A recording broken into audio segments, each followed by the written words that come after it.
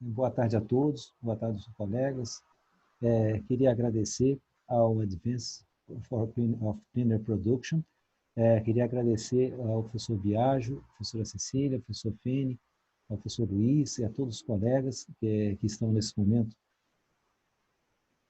nos dando a possibilidade, né, de podermos transmitir algumas coisas em relação à indústria 4.0 e o papel estratégico da sustentabilidade. Esse webinar vai ser um pouco diferente dos outros, né, onde os outros colegas trouxeram bastante conhecimentos.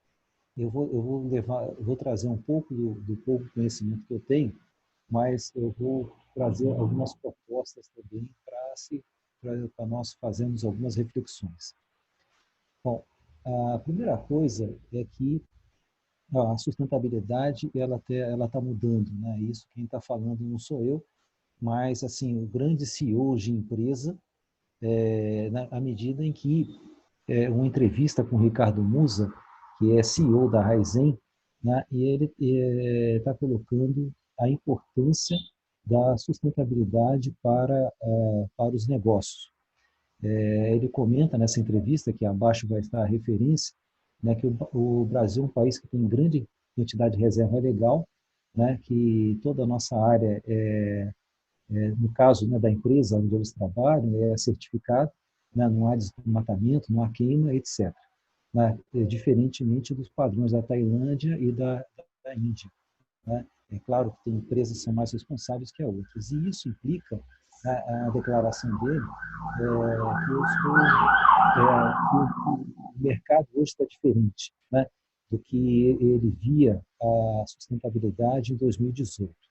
E isso significa que quando a empresa dele vai vender açúcar, né, e o açúcar ele é balizado pela Bolsa de Nova York e Londres, dependendo do tipo de açúcar, se é Demerara, Nova York, se é Icusa 45, né, Londres e refinado, o que está acontecendo é que o açúcar dessas empresas que elas têm, né, certificação, elas têm um prêmio, ou seja, o mercado paga o valor de mercado que está na bolsa mais um adicional. Né? E ele comenta que isso é bem diferente o que está acontecendo hoje do que acontecia, né, em 2008. Então, ele mostrando, né, que realmente houve uma evolução bastante grande, e a declaração dele: é bom se preocupar com a sustentabilidade por razões óbvias, né? É bom para o meio ambiente, para a sociedade, para o meio isso. Então, o que eu achei muito interessante foi ele mostrar esse comparativo dos anos de 2020 agora, com 2008, apesar de toda a pandemia, dos problemas sociais, dos problemas econômicos que o planeta está tendo, né, as pessoas ainda se preocupam, né, de comprar açúcar, no caso, produtos sustentáveis, e mesmo que tem que pagar mais para isso.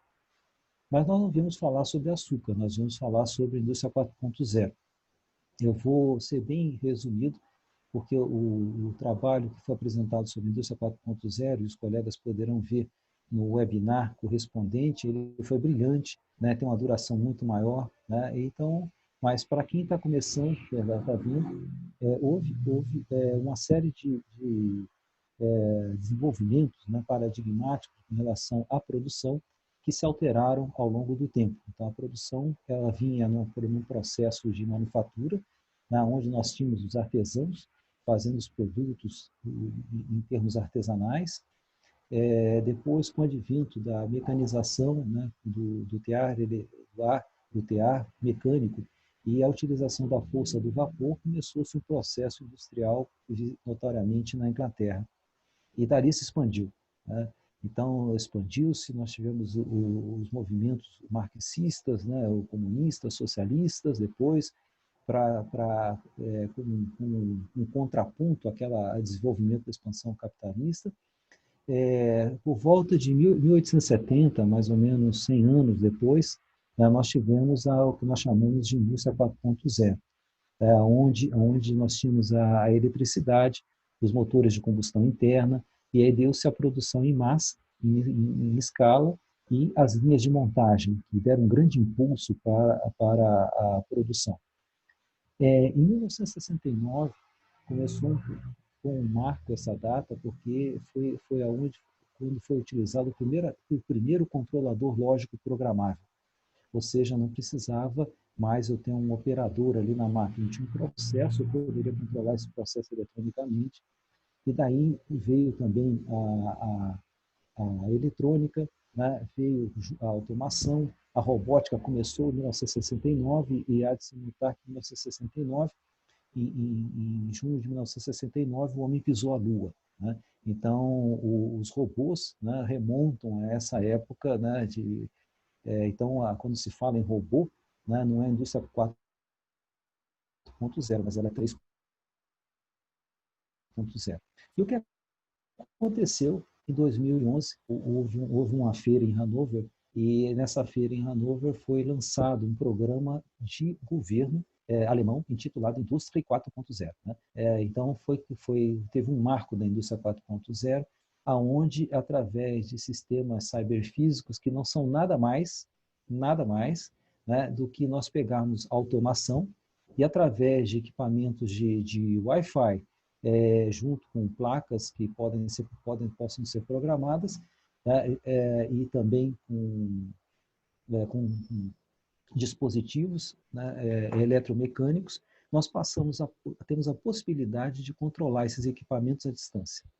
Né? Então, tem esse nome pomposo, mas, na verdade, são alguns equipamentos, né, que assim, tem uma certa complexidade de programação, mas não é nada assim como a gente imagina, né, tão complexo.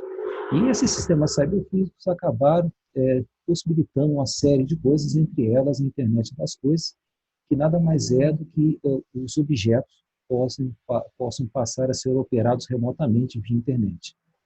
Se nós lembrarmos, e alguns lugares ainda tem, né, a maioria de nós, aquele portão da garagem, em que a gente aperta, é emitido um infravermelho, um código, essa codificação bate na placa e na placa fala, então ele levanta o portão. Tá? Então, a mesma coisa são esses processos, só que em vez de termos sistemas de infravermelho, nós temos operações por internet. E como a infravermelho tem a distância como principal obstáculo, a internet não. Então, eu posso estar na minha casa e controlar um processo industrial numa planta no Japão. Eu posso ter acesso a dados de informação de uma empresa que eu tenha na China, na Noruega. Então, não há limite mais. Né? E essa internet das coisas é exatamente isso também, eu poder ter esses acionamentos à distância. Ou seja, eu poderia, da minha casa, controlar uma cafeteira que estivesse preparada para isso, né, em algum outro lugar. E uma série de dispositivos começaram, então, a serem criados em função disso. A indústria 4.0 ela também traz um processo, né, de redes, né, e também a inteligência artificial, Big Data, uma série de outras tecnologias. Mas nós não viemos falar só sobre a indústria 4.0, mas nós viemos falar sobre o papel estratégico da sustentabilidade. Existe um site, né, do governo alemão, onde todas as iniciativas, né, de indústria 4.0 são colocadas nesse site. É um site muito bem feito, com muito capricho, e até ano passado havia muita crítica em relação ao papel da sustentabilidade na indústria 4.0. Por volta de maio, junho de 2019, né, houve a introdução, né, desse fascículo dentro do site, que é a visão da indústria 4.0 para 2030, né, moldando o ecossistema global digital.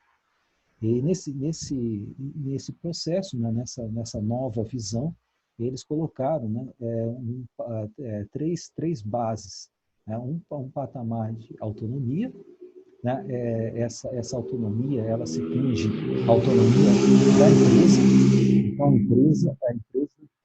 ela tem autonomia para ela poder fazer o que ela quer em relação ao escopo, à competitividade, e a indústria 4.0, né, na visão alemã, ela tem uma conotação mais de plataforma de governo. né? Já no ponto de vista o correspondente norte-americano, né, que é o Industrial Internet of Things, a conotação é mais empresarial, as empresas que vão fazendo e as empresas têm liberdade de mercado para criar. Enquanto na Alemanha, o governo alemão está bancando isso, assim como o governo chinês também está fazendo isso e alguns outros governos também estão tomando a iniciativa. E dentro dessa autonomia, eles põe falam... no meio e vira na horizontal. Então, com relação à autonomia, eles falam que o governo, né, tem que ter, propor, conseguir condições, né, para que haja um desenvolvimento tecnológico, né? Então, tem que dar condições para que as empresas possam ter esse desenvolvimento tecnológico, que possam dar segurança, né, para os sistemas, porque uma das coisas com muita criticidade é exatamente a segurança na indústria 4.0. Os senhores sabem que há invasões, né, de sistemas, então fica muito crítico isso, né, entrar um hacker, por exemplo, e danificar a empresa, como já aconteceu, né? E prover uma infraestrutura digital para que as empresas possam ter esse engajamento, essa implementação da indústria 4.0. O outro tripé é com relação à interoperabilidade, tá? Então, eles falam que tem que haver a cooperação entre as empresas, né, entre o que eles chamam de ecossistemas, né? Na verdade, esses ecossistemas são os sistemas onde essas empresas interagem entre si, né? O que nós chamamos de redes, né? Então, precisaria ter quadros regulatórios, né?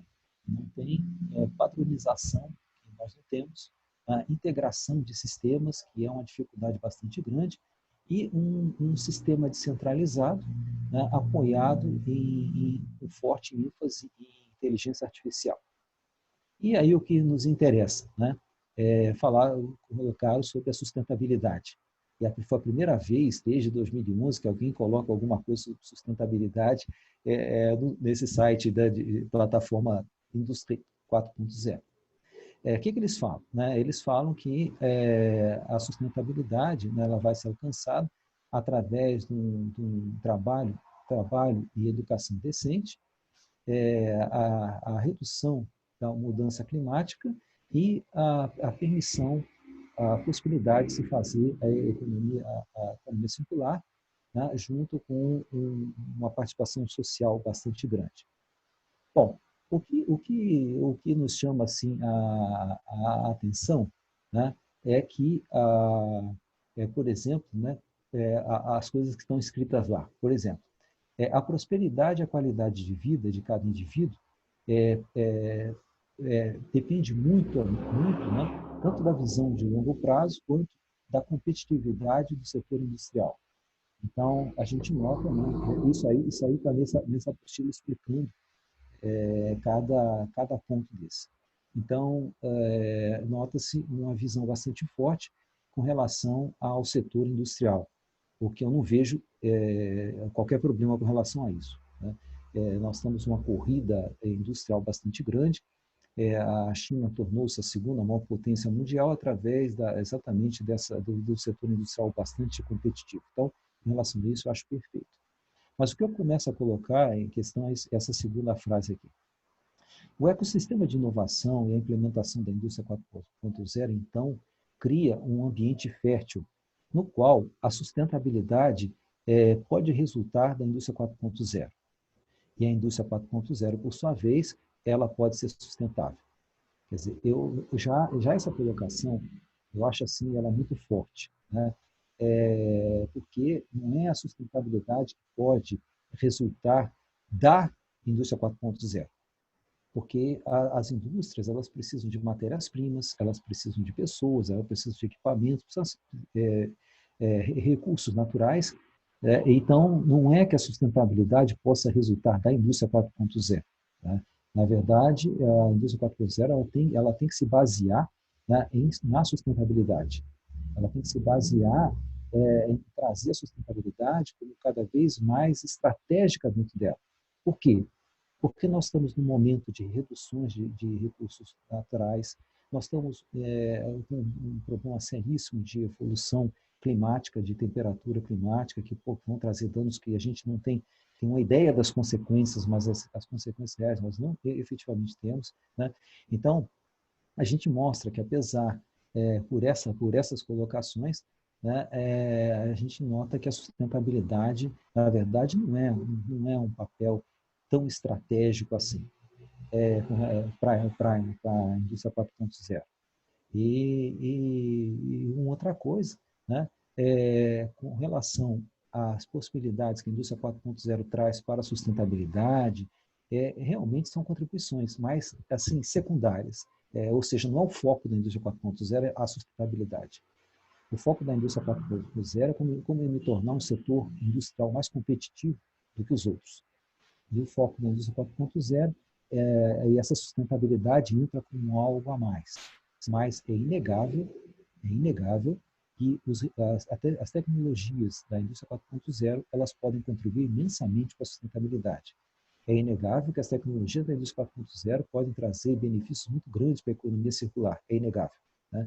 Mas é preciso que se coloque a sustentabilidade num novo patamar, né? E não como um tripé, né? E com ênfases assim que não tem sentido. E vou além, né? Isso aqui foi copiado, né, do que eles falam, né, com relação a o que eles entendem por um trabalho em educação decente.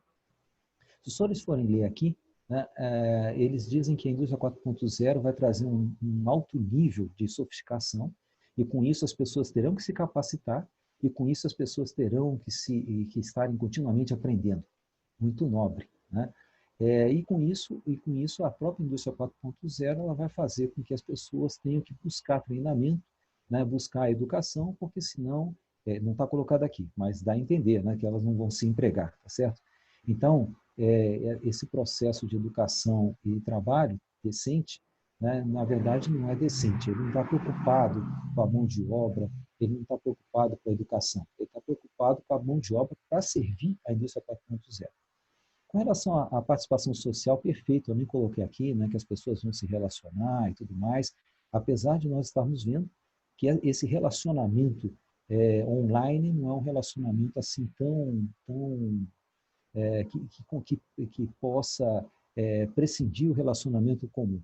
Nós estamos num momento de uma pandemia, vários colegas, a gente vê pessoas, né, próximas acabando se contaminando, então esse relacionamento online é um relacionamento um pouco mais frio, né? A gente tem um contato, mas parece que vai deixando a gente mais diferente, tá bom? E com relação à mitigação do clima, né? Ele faz uma série de considerações e fala que a indústria 4.0 é um personagem chave, né? Para a economia circular, para o meio ambiente, para proteção e a ação climática em geral. Então, a tese, né, que a gente está trazendo aqui para os colegas é que a sustentabilidade que deveria ser algo muito mais estratégico, porque sem a sustentabilidade essas empresas não vão ter matérias-primas, elas não vão ter condições, né, elas vão ter uma série de problemas sociais, então, vão ser enormes, porque nós estamos vendo são aumentos das diferenças sociais entre as nações. Então, é um problema bastante sério, né, em que, efetivamente, a sustentabilidade deveria ser colocada em novo patamar, né, com relação à indústria 4.0, não como alguém que vai a reboque, mas alguém que vai à frente. Bom, eu fiz assim algumas considerações agora, né, para a gente pensar. Em 1984, aliás, o livro intitulado, o livro tem o nome do livro é 1984. Ele foi publicado em 1948. E, na verdade, como ele foi escrito em 1948, o autor mudou de 48 para 84 aqui, né? Ele se assinou como George Orwell, mas, na verdade, o escritor chama-se Eric Arthur Blair, que nasceu em 1903 na Índia Britânica. E ele lançou esse livro, né, com a pseudônimo de George Orwell, 1984. E esse livro, ele mostra a história, né, Estado que controla a população. Pela vigilância do grande irmão chamado Big Brother. Daí essa série que nós temos na televisão Globo, né, Big Brother e tudo mais. Onde um partido, né, e esse partido controlava o poder, certo? Então, e tem um dizer, né, que quem controla o passado controla o futuro, e quem controla o presente controla o passado. Assim, tudo era controlado, né? Havia câmeras para todo lado, dentro das casas havia câmera, e esse sistema era um sistema enorme de inteligência artificial que era utilizado para controlar as pessoas, então tinham as castas de pessoas e uma série de coisas. Hoje, né, se nós formos nos ater, nós vamos ver que nós somos controlados não mais, né, por uma inteligência artificial partidária, né, mas nós somos controlados pelas nossas mídias sociais. Existe até um filme circulando na internet mostrando como as mídias sociais fazem para controlar as pessoas. Se a gente começa, por exemplo, a procurar um sapato da cor vermelha, por exemplo, né, e começo a entrar em tudo quanto é site de compra, colocar lá sapato vermelho, e depois eu saio, no dia seguinte eu volto para usar minha internet, eu entro em algum lugar, daqui a pouco, olha, tem sapato vermelho no local tal, daqui a pouco eu vou, tem sapato vermelho no local tal. Isso não é por acaso, né? As mídias sociais têm um controle grande, essas mídias sociais estão atreladas a sites de compras, e cada vez mais nós somos controlados, né? Não por um Estado totalitário, como era o livro, né, o livro intitulado 1984, mas agora por mídias sociais. Eu não sei se os senhores sabem, mas já está desenvolvido, já está funcionando um sistema em que se coloca câmeras na vitrine, essas câmeras são apontadas para as pessoas que estão na vitrine e elas conseguem endereçar para onde cada pessoa na vitrine está olhando. Então, atrás disso fica um sistema mostrando para o gerente, fica controlando dentro da loja, né? Olha, essa pessoa aqui, ó, está olhando mais de tantos segundos por aquele vestido, então ela gostou, supõe-se que ela gostou. Então, pode mandar um vendedor lá e falar para a pessoa que tem vestido iguaizinhos, melhores e tudo mais. Né? Quer dizer, veja o ponto de controle que o ser humano acaba tendo. Eu estou sendo controlado por aquilo que eu estou olhando, por aquilo que eu estou vendo.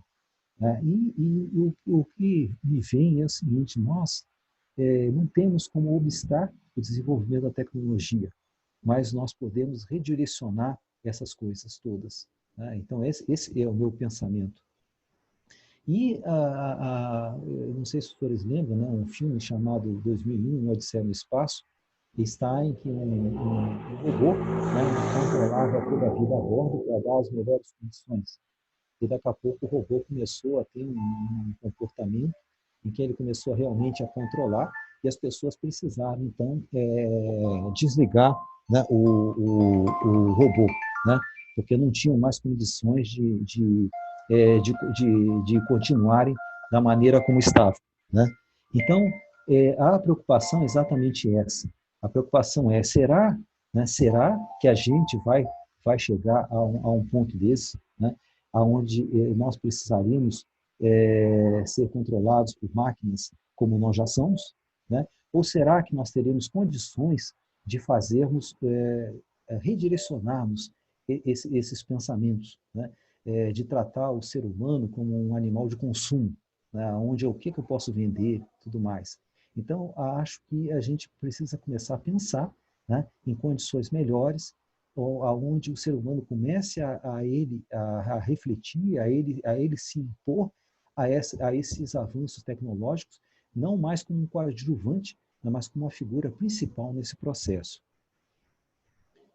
Reportando, né, o desenvolvimento sustentável, que os senhores sabem muito melhor do que eu, né, que é aquele desenvolvimento que satisfaz as necessidades do presente, sem comprometer as capacidades das gerações futuras de satisfazer suas próprias necessidades, né, do Brundtland Commission Report, 1987. Né? Então, a ideia que vinha para nós era desculpa se eu fui ousado, né, de falar essa frase, né, mas assim a ideia que vinha era usa, mas não abusa. Né? Então vamos usar os recursos, mas vamos deixar para as próximas gerações. Né? Uma concepção, né, brilhante, porque tinha que ser dessa maneira mesmo, há 33 anos atrás, cunhada há 33 anos atrás. Depois nós tivemos o Triple Bottom Line, né, de Elkington, né, e é interessante, eu tive uma reunião com a professora Cecília, e a professora Cecília pediu para pesquisar, né, essa publicação, né, do Triple Bottom Line, em que o Elkington, me parece que na Harvard Business Review, ele faz uma colocação em que as empresas estão buscando serem as melhores do mundo, né? Mas elas deveriam procurarem ser as melhores para o mundo, né? E se parar, né, com um overshooting, né, das nossas fronteiras planetárias.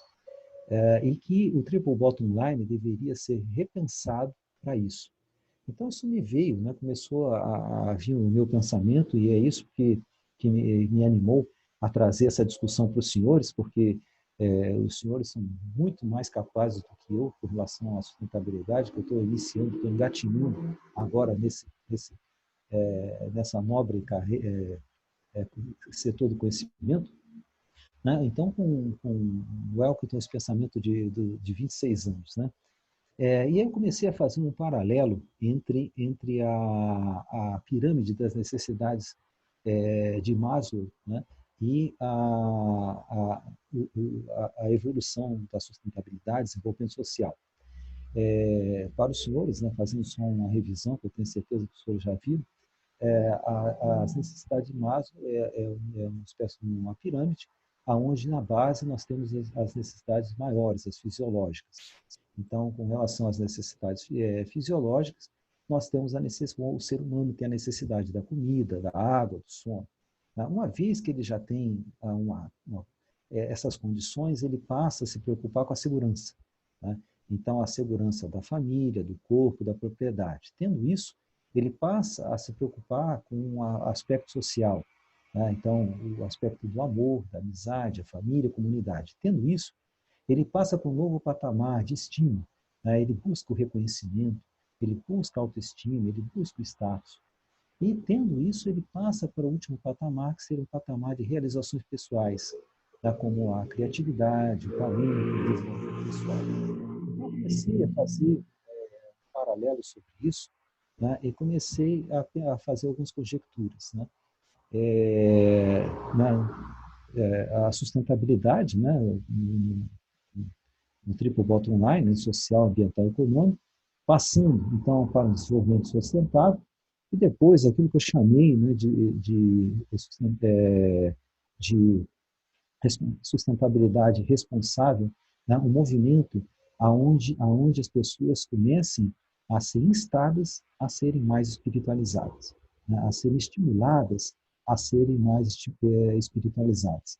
Ou seja, não basta, né, nós estudarmos apenas tecnologia, né? É preciso que nós possamos ter um sentido maior para tudo isso. Não usar a tecnologia para fazer o ser humano consumir mais ou consumir daquilo que ele não quer, né? Mas nós utilizarmos a tecnologia para fazer com que o ser humano possa ser,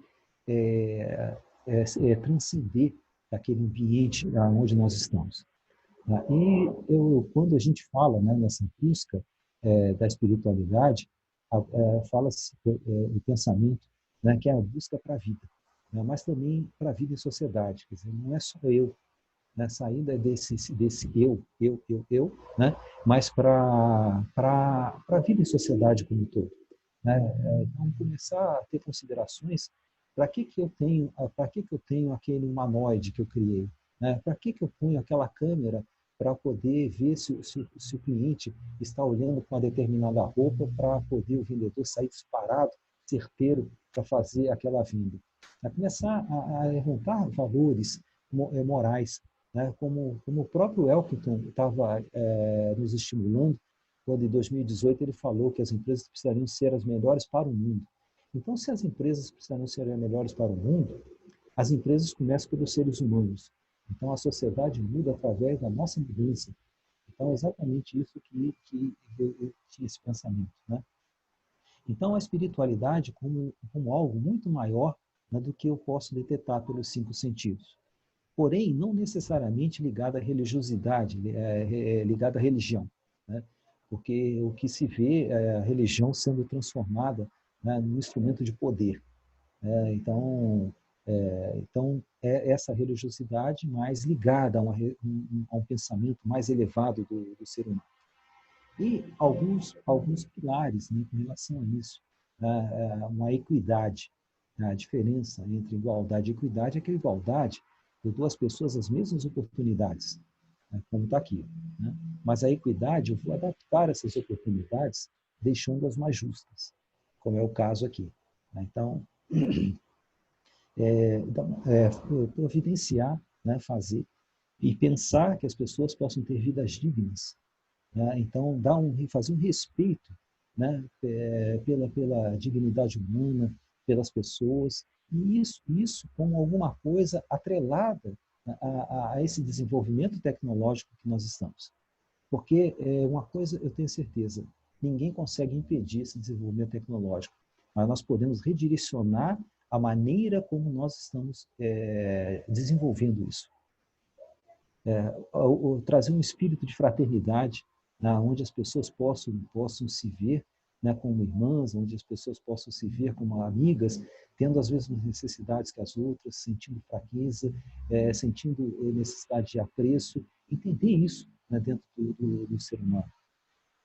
Respeito, né, respeitando as pessoas, fazendo com que as pessoas possam efetivamente uma respeitar a outra, a um senso de liberdade, onde nós possamos respeitar a liberdade alheia, né? Justiça, como um respeito a cada um, como um princípio moral que exige o respeito ao direito de si próprio e aos outros, segundo o princípio de equidade, e como compaixão, né? Pelo desejo de minorar o sofrimento dos nossos próximos.